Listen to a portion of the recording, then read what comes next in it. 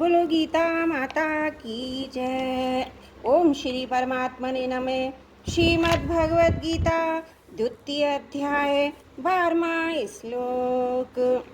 ना त्वेवाहं जातु नासं ना त्वं नेमे जनाधिपाः न चैव न भविष्यामहे सर्वे वयमतः परम्।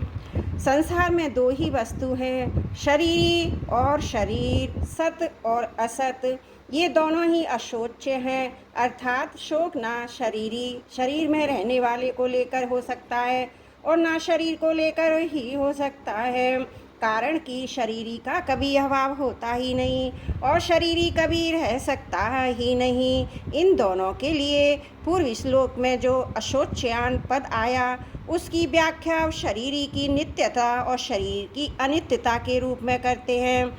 ना तो ये वाहम जातु जनाधिपाः, लोगों की दृष्टि से मैंने जब तक अवतार नहीं लिया था तब तक मैं इस रूप से, कृष्ण रूप से सबके सामने प्रकट नहीं था, और तेरा जब तक जन्म नहीं हुआ था तब तक तू भी इस रूप से, अर्जुन रूप से सबके सामने प्रकट नहीं था, तथा इन राजाओं का भी जब तक जन्म नहीं हुआ था तब तक ये भी इस रूप से, राजा रूप से सबके सामने प्रकट नहीं थे।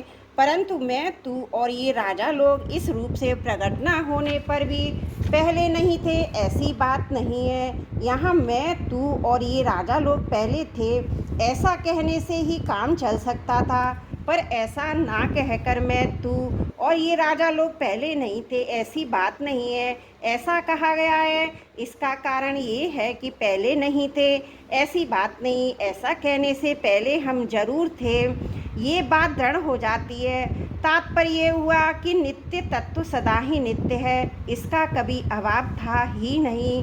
जातु कहने का तात्पर्य है कि भूत, भविष्य और वर्तमान काल में किसी भी देश, परिस्थिति, अवस्था, घटना, वस्तु आदि में नित्य तत्व का किंचन मात्र भी अभाव नहीं हो सकता। यह अहम पद लेकर भगवान ने एक विलक्षण बात कही है। आगे चौथे अध्याय के 5वें श्लोक में भगवान ने अर्जुन से कहा कि मेरे और तेरे बहुत से जन्म हुए हैं, पर मैं जानता हूँ, तू नहीं जानता। इस प्रकार भगवान ने अपना ईश्वर पना प्रकट करके जीवों से अपने को अलग बताया है। परंतु यहाँ भगवान जीवों के साथ अपनी और एकता बता रहे हैं। इसका तात्पर्य है कि वहाँ चौथे अध्याय के 5वें श्लोक में भगवान का आशय अपनी महत्ता, विशेषता प्रकट करने में है, और यहाँ भगवान का आशय तात्विक दृष्टि से नित्य तत्व को जानने में है। ना चैवे वहमते परम, भविष्य में शरीरों की ये अवस्थाएं नहीं रहेंगी, एक दिन ये शरीर भी नहीं रहेंगे, परंतु ऐसी अवस्था में भी हम सब नहीं रहेंगे ये बात नहीं है, अर्थात हम सब जरूर रहेंगे। कारण कि नित्य तत्व का कभी अभाव था नहीं और होगा भी नहीं। मैं, तू और राजा लोग हम सभी पहले नहीं थे, ये बात भी नहीं है। आगे नहीं रहेंगे, ये बात भी नहीं है। इस प्रकार भूत और भविष्य की बात तो भगवान ने कह दी, पर वर्तमान की बात भगवान ने नहीं कही। इसका कारण यह है कि शरीरों की दृष्टि से तो हम सब वर्तमान में प्रत्यक्ष ही हैं, इसमें कोई संदेह नहीं है। इसलिए हम सब अभी नहीं, बात नहीं है, ऐसा कहने की ज़रूरत भी नहीं। अगर तात्विक दृष्टि से देखा जाए तो हम सभी वर्तमान में हैं, ये शरीर प्रति क्षण बदल रहे हैं। इस तरह शरीरों से अलगाव का अनुभव हमें वर्तमान में ही कर लेना चाहिए। तात्पर्य है कि जैसे भूत और भविष्य में अपनी सत्ता का अभाव नहीं है, ऐसे ही वर्तमान में भी अपनी सत्ता का अभाव नहीं है, इसका अनुभव करना चाहिए। जैसे प्रत्येक प्राणी को नींद आने से पहले भी ये अनुभव रहता है कि अभी हम हैं, और नींद खुलने पर भी अनुभव रहता है कि अभी हम हैं, तो नींद की अवस्था में भी हम वैसे के वैसे ही थे, केवल बाहर जानने की सामग्री का अभाव था, हमारा अभाव नहीं था। ऐसे ही मैं, तू और राजा लोग हम सबके शरीर पहले भी नहीं थे और बाद में भी नहीं रहेंगे, तथा अभी भी शरीर प्रतिक्षण नाश की ओर जा रहे हैं, परंतु हमारी सत्ता पहले भी थी, पीछे भी रहेगी और अभी भी वैसी की वैसी ही है। हमारी सत्ता कालातीत तत्व है, क्योंकि हम उस काल के विज्ञाता हैं। अर्थात भूत, भविष्य और वर्तमान, ये तीनों काल हमारे जानने में आते हैं। उस कालातीत तत्व को समझाने के लिए ही भगवान ने ये श्लोक कहा है। विशेष बात है, मैं, तू और राजा लोग पहले नहीं थे, ये बात नहीं। आगे की नहीं रहेंगे, ये बात भी नहीं। ऐसा कहने का तात्पर्य कि जब ये शरीर नहीं थे तब भी हम सब थे, और ये शरीर नहीं रहेंगे तब भी हम रहेंगे। अर्थात ये सब शरीर है, नाशवान है, हम सब हैं अविनाशी।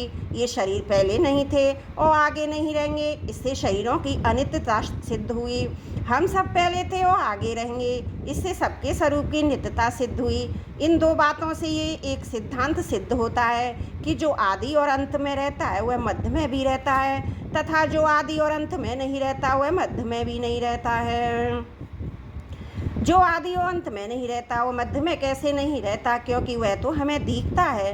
इसका उत्तर ये है कि जिस दृष्टि से, अर्थात जिन मन, बुद्धि और इंद्रियों से दृश्य का अनुभव हो रहा है, उन मन, बुद्धि, इंद्रियों सहित हम दृश्य प्रतिक्षण बदल रहा है, वे एक क्षण भी स्थायी नहीं है। ऐसा होने पर भी जब वह स्वयं दृश्य के साथ तदात्म कर लेता है तब वह दृष्टा अर्थात देखने वाला बन जाता है।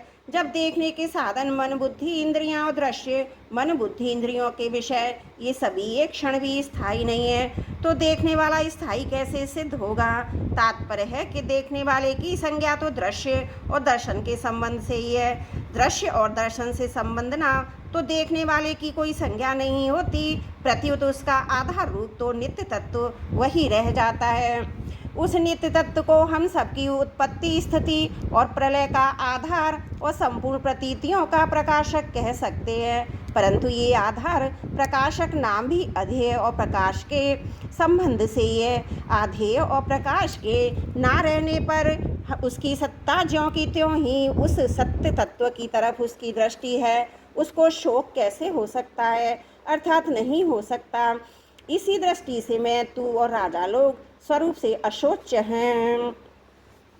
परिशिष्ट भाव है। इस श्लोक में परमात्मा और जीवात्मा के साधर्म का वर्णन है। भगवान कहते हैं, मैं कृष्ण रूप से, तू अर्जुन रूप से तथा सब लोग राजा रूप से पहले भी नहीं थे, आगे भी नहीं रहेंगे, पर सत्ता रूप से हम सब वही थे, आगे भी रहेंगे।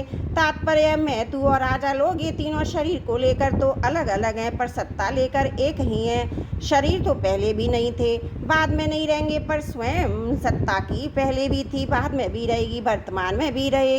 जब ये शरीर नहीं थे तब सत्ता थी, और जब शरीर नहीं रहेंगे सत्ता कैसे रहेगी। एक सत्ता के सिवाय कुछ नहीं है। मैं, तू, राजा लोग, ऐसा कहने का तात्पर्य परमात्मा की सत्ता और जीव की सत्ता एक ही है, अर्थात है और हूँ दोनों में एक चिन्मय सत्ता है। मैं अहम के संबंध से हूँ, अगर मैं अहम का संबंध ना रहे तो हूँ नहीं रहेगा, प्रत्युत है ही रहेगा। अर्थात चिन्मय सत्ता मात्र ही हमारा स्वरूप है, शरीर हमारा स्वरूप नहीं है, इसलिए शरीर को लेकर शोक नहीं करना चाहिए। भूतकाल और भविष्य काल की घटना जितनी दूर दिखती हैं उतनी दूर वर्तमान भी है। जैसे भूत और भविष्य से हमारा संबंध नहीं है, ऐसे ही वर्तमान से भी हमारा संबंध नहीं है। जब संबंध ही नहीं है तो फिर भूत, भविष्य और वर्तमान में क्या फर्क हुआ। ये तीनों काल के अंतर्गत हैं, जबकि हमारा स्वरूप काल से अतीत है। काल का तो खंड होता है पर स्वरूप अखंड है। शरीर को अपना स्वरूप मानने से ही भूत, भविष्य और वर्तमान में फर्क दिखता है। वास्तव में भूत, भविष्य और वर्तमान विद्यमान है ही नहीं। अनेक युग बदल जाएं तो भी शरीर ही बदलता नहीं, वह का वही रहता है, क्योंकि यह एक परमात्मा का अंश है। परंतु शरीर बदलता ही रहता है, क्षण मात्र भी वह नहीं रहे।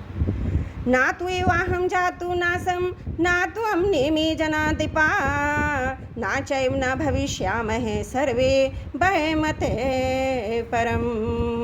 त्रुटियों के लिए क्षमा चाहती हूँ। 12वां श्लोक समाप्त। वसुदेव सुतं देवं कंस चारुणमर्दनं देवकी परमानंदं कृष्णं वंदे जगद्गुरुम्।